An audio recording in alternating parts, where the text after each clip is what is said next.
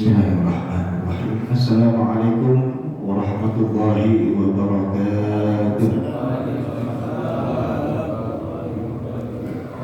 Alhamdulillah, alhamdulillahi rabbil alamin, ghafiri dhanbi wa qabili tawbi syadidil iqab. Asyhadu an la ilaha illallah wa asyhadu anna Muhammadar Rasulullah. Allahumma salli wa sallim wa barik ala sayyidina Muhammadin wa ala alihi wa ashabihi ajma'in, amma ba'du. Qala Allah ta'ala fil Qur'anil Karim, yarfa'illahu alladhina amanu minkum walladhina utul ilma darajat. Wa qala Rasulullah sallallahu alaihi wasallam, man salaka tariqan yaltamisu fihi ilman sahalallahu lahu bihi tariqan ila jannah. Shadaqallah wa shadaqa Rasulullah. Hadirin jamaah sekalian, para sajadah, sebuah tokoh masyarakat yang sama-sama kita hormati, orang tua kita, guru kita, Ustaz Haji Yudhani, Ketua Mushola Masjid Mushola atau Masjid Nurul Huda. Masih mushola, Ustaz? Masih mushola. Iya, masih. Ustaz Haji Muhyiddin, Ustaz Rifai, Ketua lingkungan kita Bapak Haji Samadi, Bapak Haji Sama, dan juga Ustaz Mas Nur. Semuanya yang hadir malam hari ini insyaallah selalu dalam bimbingan Allah Subhanahu wa Ta'ala. Pertama kita panjatkan puji syukur kehadirat Allah. Ya alhamdulillah, kita sudah masuk tahun yang baru ini, 1445 Hijriah. Mungkin di tahun kemarin 1444 kita masih ada saudara kita yang bareng saat itu. Ya. Di tahun baru ini 1445 udah nggak bareng lagi sama kita.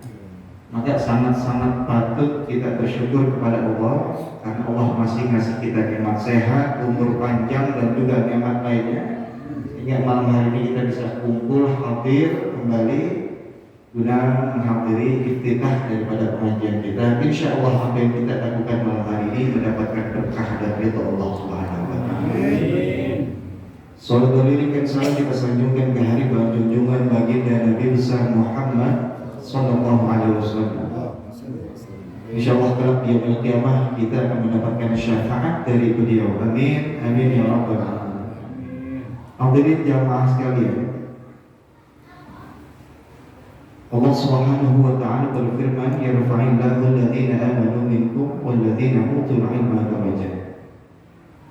Terjemah bebasnya, Allah akan mengangkat derajat orang-orang yang beriman dan berilmu, atau berilmu dan beriman. Beriman doang kagak pakai ilmu, nggak ada ilmunya, nggak diangkat. Berilmu doang tapi nggak ada imannya, juga nggak diangkat. Sebab sekalipun dia punya ilmu tapi dia nggak beriman, segala macam kebaikan yang ia lakukan tanpa adanya iman, maka tidak menjadi amal soleh. Karena perbuatan baik itu harus didampingi dengan iman. Ada orang kafir, agamanya beda dengan kita, dia bangun panti asuhan, kan baik itu, tapi perbuatan baiknya itu tidak menjadi amal soleh. Kalau kita melihat ayat-ayat yang ada di Al-Quran, pasti iman dan amal soleh itu berdampingan. Dalam surah Al-Asr, wal 'asri innal insana lafi khusrin illa alladziina aamanu wa 'amilus shalihat. Dalam ayat apapun yang lain pasti alladziina aamanu wa 'amilus shalihat. Karena orang yang punya ilmu tapi dia ketika melakukan perbuatan baik tapi tidak ada iman, nggak jadi amal soleh, Allah nggak angkat derajatnya. Begitu pula orang yang beriman. Beriman nggak sama Allah, iman. Malaikat beriman, kitab beriman, Rasul beriman. Bahkan rukun iman kalau seandainya ketujuh semuanya saya imanin. Tapi ketika melakukan amal ibadah, walaupun dia beriman, nggak pakai ilmu, ya, nggak diangkat juga derajatnya oleh Allah Subhanahu Wa Taala. Maka seringkali ketika iftitah, ketika pembukaan pengajian, ini saya bacakan satu hadis. Ketika Nabi Muhammad SAW ja'a ila babil masjid, sampai di depan pintu masjid, fama asyraqqana inda babihi, Nabi Muhammad melihat ada setan di depan pintunya, belum masuk. Itu setan mau masuk nggak jadi, mau masuk nggak jadi, ragu-ragu dia. Faqala Rasulullah ya iblisu ma tasna'una, wahai iblis, setan, ente ngapain di depan pintu masjid? Mau ngapain ente? Faqala syaitanu uridu an adkhula al-masjid wa ufsida salat hadzal musalli walakin akhafu min hadzal rajul naim. Kata syaitan, aku ingin masuk ke dalam masjid dan ingin merusak salatnya orang tersebut tuh yang lagi salat di dalam masjid itu. Walakin akhafu min hadzal rajul naim. Tapi aku takut sama orang yang tidur di sampingnya. Setan mau masuk ke masjid, godain orang yang lagi sholat, tapi takut sama orang yang lagi tidur di sampingnya. Nabi Muhammad nanya lagi. Faqala Rasulullah ya iblisu lima lam takhaf minal musalli wa huwa fil ibadati wal munajati ma'a rabbih wa takhafu minan naimi wa huwa fil ghaflah. Wahai iblis, kenapa kamu tidak takut kepada orang yang lagi sholat? Iblis, ente kenapa nggak takut sama orang yang lagi sholat? Wahwa fil ibadah, kan orang yang lagi sholat lagi ibadah nih, lagi ibadah, lagi bermunajat ma'a rabbih, lagi berkomunikasi sama Tuhannya. Istilahnya lagi dalam keadaan suci lah, dalam keadaan hubungan yang suci. Kenapa? Sedang menghadap Allah Subhanahu Wa Taala. Wa takhafu minan naimi wa huwa fil ghaflah. Sementara engkau takut sama orang yang lagi tidur. Sementara orang yang tidur itu kan fil ghaflah, dalam keadaan lalai, dalam keadaan lagi lupa, lagi gak ingat. Ama yang sholat berani, ama yang tidur takut. Qala syaitanu, maka syaitan menjawab, al-musalli jahil. Gas. Kata setan, al-musalli jahil wa ifsaduhu ashalu walakin an-naima alim idza awaitul musalliya wa salathu salatahu akhafu min yaqzatihi wa islahi ajalan. Iblis, kenapa aku gak takut sama orang yang sholat, tapi aku takut sama orang yang tidur? Nah, jawaban iblis, orang yang lagi sholat itu orang yang bodoh nih. Sholat doang tapi kagak tahu ilmunya, bagaimana cara sholat yang benar. Sholat mah sholat, tapi dia gak tahu sholatnya sah apa kagak. Seandainya sholatnya sah, sholat mah sholat, sah mah sah, tapi dia gak mengusahakan supaya dapat pahala. Karena banyak orang yang sholatnya sah tapi pahalanya kagak. Sah tak sholatnya? Sah. Emang kenapa sah? Rukun syaratnya terpenuhi. Ternyata berangkat ke musholanya riya dia. Sah sholatnya, pahalanya. Ya. Orang yang lagi sholat itu orang yang bodoh, kata iblis. Wa ifsaduhu ashalu, merusak sholatnya orang tersebut gampang, kata iblis. Itu perkara mudah buat merusak orang sholat, perkara mudah. Sekarang coba kita lihat sholatnya kita aja deh. Seringkali kita sholat ambil rakaat lupa. Dari mulai takbiratul ihram sampai dengan salam. Dari takbiratul ihram sampai dengan salam, berapa persen yang kira-kira benar-benar kita ingat kepada Allah? Begitu. Dari Allahu Akbar sampai Assalamualaikum, berapa persen yang benar-benar kita sedang ingat kepada Allah? Harusnya 10%. Kita nggak tahu. Maka kata saya, godain orang yang sholat tapi dia gak punya ilmu, gampang. Bukan gampang lagi, gampil. Kalau orang Cilandak bilang gampil. Saking gampangnya gampil.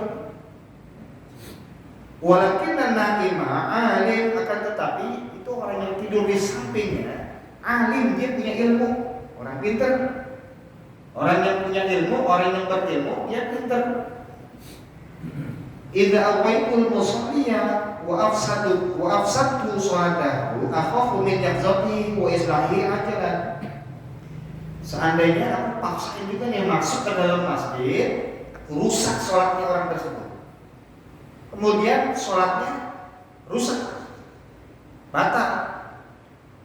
Ketika batal, akhafu min yaqzati, aku takut karena rusaknya sholat orang tersebut, sehingga membangunkan orang yang pintar tadinya lagi tidur. Akhirnya apa? Buru-buru orang yang pintar tadi ngelihat rusaknya orang yang lagi sholat, dibenerin. Yang tadinya sholatnya nggak dapat pahala, nggak sah, jadi sah gara-gara apa? Dibenerin sama orang yang tidur. Faqala alaihi salatu wassalam, maka Nabi Muhammad bersabda, naumul alimi khairun min ibadatil jahil. Tidurnya orang yang berilmu masih lebih baik ketimbang ibadahnya orang bodoh. Kenapa? Karena orang yang berilmu sekalipun dia tidur, mau tidurnya aja pakai ilmu, tidurnya aja mendatangkan pahala kan? Itu kalau pakai ilmu. Tapi orang yang sholat, orang yang ibadah, karena kagak ada ilmunya, akhirnya nggak datang pahala, nggak ada pahala. Pantas tidurnya orang yang pintar, orang yang berilmu lebih baik daripada ibadahnya orang. Ini manfaatnya kita thalabul ilmi sama-sama, belajar sama-sama supaya kagak tahu jadi tahu, yang sudah tahu nambah tahu. Sering saya katakan, kita ngaji begini mungkin kalau fikih udah yang beberapa kali ikut ngaji fikih, di awal pasti toharoh lagi gitu ya. Masalah air lagi, masalah cebok lagi, masalah wudu lagi. Kok kita ulang-ulang terus hadirnya masalah? Ini kalau ditanya mencuri boleh nggak? Nggak boleh. Sholat hukumnya apa? Wajib. Udah tahu kita semuanya. Tapi apa fungsi utama dari kita thalabul ilmi, kumpul sama-sama nih bareng-bareng? Tujuan utamanya adalah kita ngecas ilmu, ngecas iman kita. Boleh kita tanya diri kita masing-masing, iman kita kadang-kadang naik, kadang-kadang turun. Al-imanu yazidu wa yanqusu. Yazidu bil ta'ati wa yanqusu bil maksiyah. Ini sering saya sampaikan. Iman itu terkadang dia naik, terkadang. Sebetulnya katanya bukan terkadang. Iman itu bisa naik, bisa turun. Apa yang menyebabkan iman itu naik? Apa yang menyebabkan iman itu turun? Yazidu bil ta'ati wa yanqusu bil maksiyah. Iman naik karena ketaatan. Iman turun karena maksiat. Maka salah jika ada orang mengatakan itu dia rajin banget ke masjid, rajin banget ke musola, sholatnya rajin, imannya lebih naik dia. Salah. Ada orang nanya sama kita jarang banget ke masjid, jarang ke musola. Nanya, Bang Haji kok jarang banget ke musola sih sekarang? Kemarin-kemarin rajin. Iman gue lagi turun. Salah. Pengertiannya tadi kita lihat, yazidu bil ta'ati wa yanqusu bil maksiyah. Iman itu naik gara-gara taat. Iman itu turun gara-gara maksiat. Berarti taat dulu baru iman akan naik. Bukan orang menjadi taat gara-gara imannya lagi naik. Ya. Maksiat dulu baru imannya turun. Bukan dia bermaksiat karena imannya turun.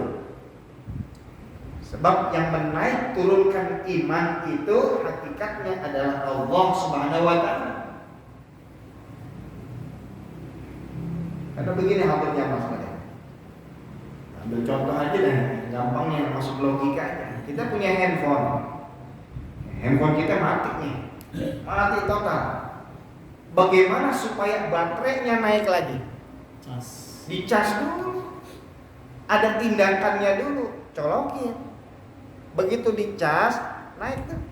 1, 2, 3, 4. Jadi dicolok dulu baru. Kalau ada orang mau rajin ibadah, nungguin imannya naik dulu, nggak bakal naik imannya. Nggak bakal naik imannya. Ibadah dulu, baru insya Allah imannya naik. Ibadah pun harus dengan ikhlas tentu. Orang yang ibadah aja belum tentu imannya naik. Ini kita habis ngaji begini.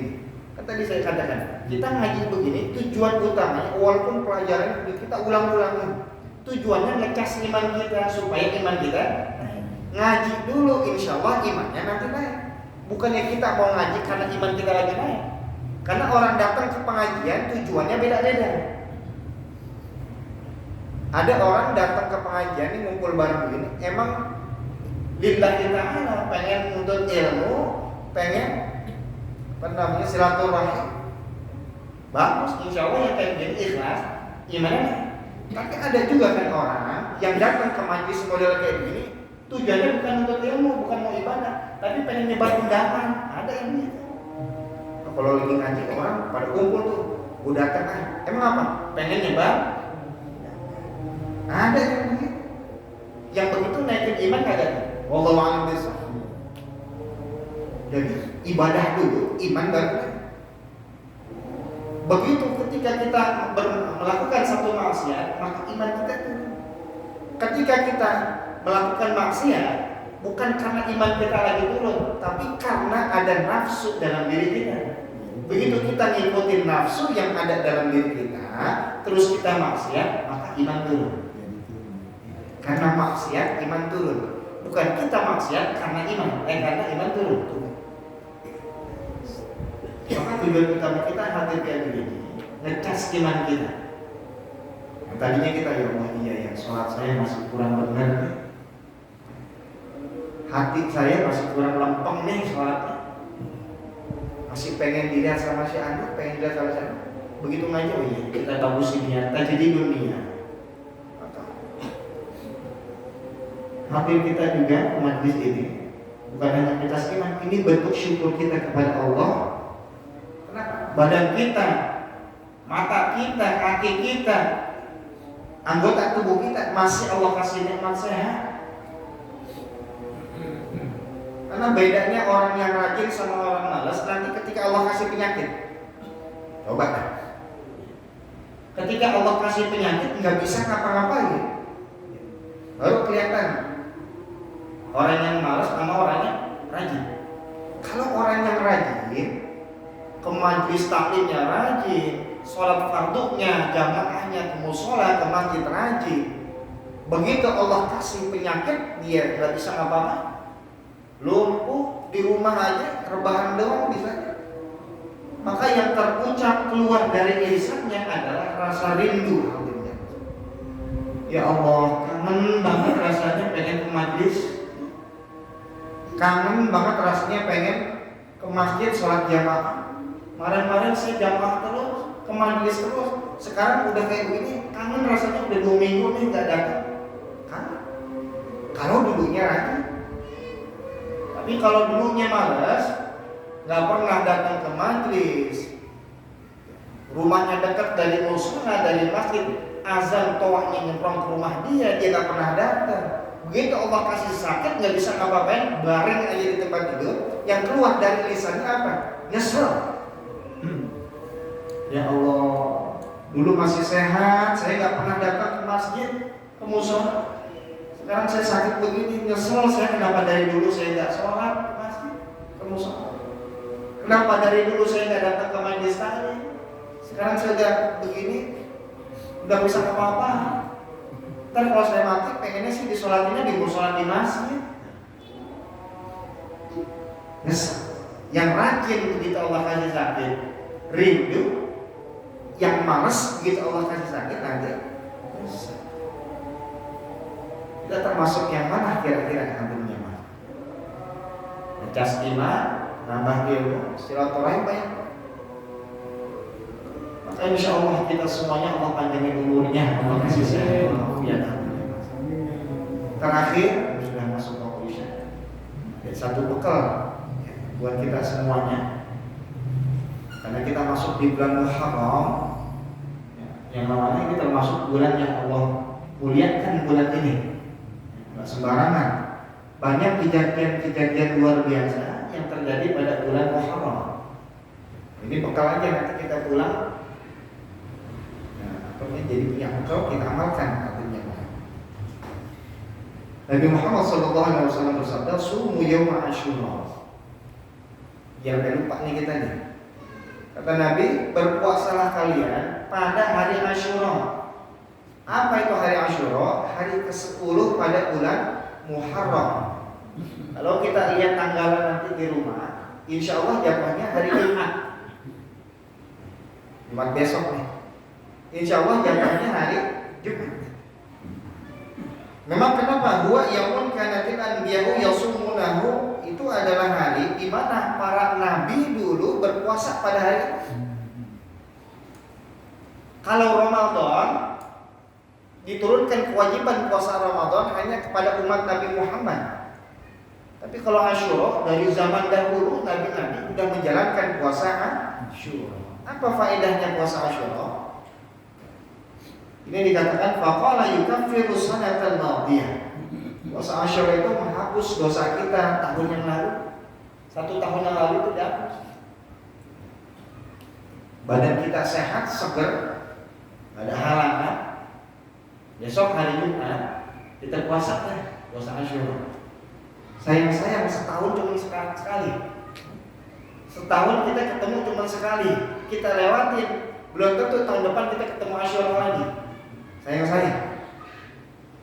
Nah, ini ada satu riwayatnya. Kenapa dulu Nabi Muhammad memerintahkan umat Islam untuk puasa Asyura? Lama qudiman Madinah wajadah yasumuna yawman ya'ni Asyura. Ini saya persingkat saja. Dulu Nabi ketika baru sampai kota Madinah, di kota Madinah itu banyak orang-orang Yahudi di sana. Kalau di Mekah itu banyaknya orang-orang musyrik, orang-orang kafir. Di Madinah banyak orang Yahudi. Ketika Nabi baru sampai kota Madinah, wajadahum yasumuna yawman, Nabi melihat orang-orang Yahudi pada puasa. Semuanya pada puasa. Yakni Asyura, yakni pada hari Asyura. Lantas Nabi nanya, "Mana ini pada ngapain? Pada puasa apa nih?" Kata mereka, "Faqalu hadza yawmun 'azim wa huwa yawmun najjallahu fihi Musa wa aghraqa 'ala Fir'aun." Ini hari di mana Nabi Musa alaihissalam diselamatkan oleh Allah dari kejaran Fir'aun dan Allah menenggelamkan Fir'aun dan bala tentaranya. Maka ini adalah hari Yawmun Azim, hari yang besar, yang luar biasa. Ketika disampaikan kepada Rasulullah, Rasul bilang begitu, faqala ana aula ay ahaqqa minhu. Maka kata Nabi, aku dan umatku yang lebih berhak menjalankan puasa ini sebetulnya daripada engkau orang Yahudi. Maka Nabi nyuruh tuh umat Islam kita untuk berpuasa Asyura. Tiba-tiba ada sahabat yang bilang ke Rasul, "Ya Rasulullah, puasa Asyura itu kan puasanya orang-orang dahulu, puasa orang Yahudi. Itu puasanya orang Yahudi." Rasul bersabda kembali, "La in baqitu ila qabilin asuman tasya." Kata Rasul, kalau seandainya aku ada umur tahun depan, maka aku akan berpuasa di hari ke-9-nya. Asyura kan hari ke-10. Kata Rasul, ini untuk membedain antara puasanya orang Yahudi dengan orang Muslim, orang Islam. Kalau aku ada umur, kata Rasulullah, tahun depan, maka aku akan berpuasa pada hari ke-9-nya. Tapi kata Allah, Nabi gak ada umur, gak sampai menjalankan puasa Tasu'ahnya. Ini disebutnya puasa Tasu'ah. Puasa Tasu'ah dan puasa Asyura. Rasul nggak sempat jalanin, maka kita deh umatnya ayo kita jalanin. Lihat tanggalan, insya Allah jatuhnya hari Kamis Tasu'ah, Asyuranya hari Jumat. Kamis Jumat kita puasa deh sama-sama. Badan sehat, nggak ada halangan. Ayo kita puasa Tasu'ah dan puasa Asyura. Puasa Tasu'ahnya luar biasa. Hari Kamisnya dapat pahala, Asyura Tasu'ahnya juga dapat pahala. Ternyata Ramadan kemarin kita sakit, sekarang udah sempat kodok, barengin. Hari Kamis besoknya kodok puasa Kamis, puasa Tasu'ah, 3 puasa dalam 1 hari. Niatnya cukup puasa kodok saja. Saya niat mengkodok puasa Ramadan kemarin, karena di hari Kamis pahala Kamis ini ikut. Karena di hari Tasu'ah, pahala Tasu'ahnya ngikut. Kita punya anak istri di rumah, anak perempuan, ingetin. Kita ajak. Man dalla ala khairin falahu mithlu ajri fa'ilihi. Yang nunjukin satu kebaikan kepada seseorang, maka dia dapat pahala yang semisal. Kita ngajak anak istri kita dapat pahala seperti mereka kerjakan puasa juga. Kita dapat pahala puasa, pun kita dapat pahala puasa seperti anak istri kita yang melakukan puasa pada hari tersebut. Dan ada khairin falahu mithlu ajri fa'ilihi. Insyaallah kita minta kepada Allah untuk tetapkan iman dan Islam dalam diri dan hati kita. Allah kasih kita umur yang panjang untuk taat ibadah kepadanya. Allah kasih kita kesehatan. Dan yang terakhir kita minta kepada Allah, semoga Allah wafatkan kita semua dalam keadaan husnul khatimah. Al-Fatihah. A'udzu billahi minasyaitonir rajim.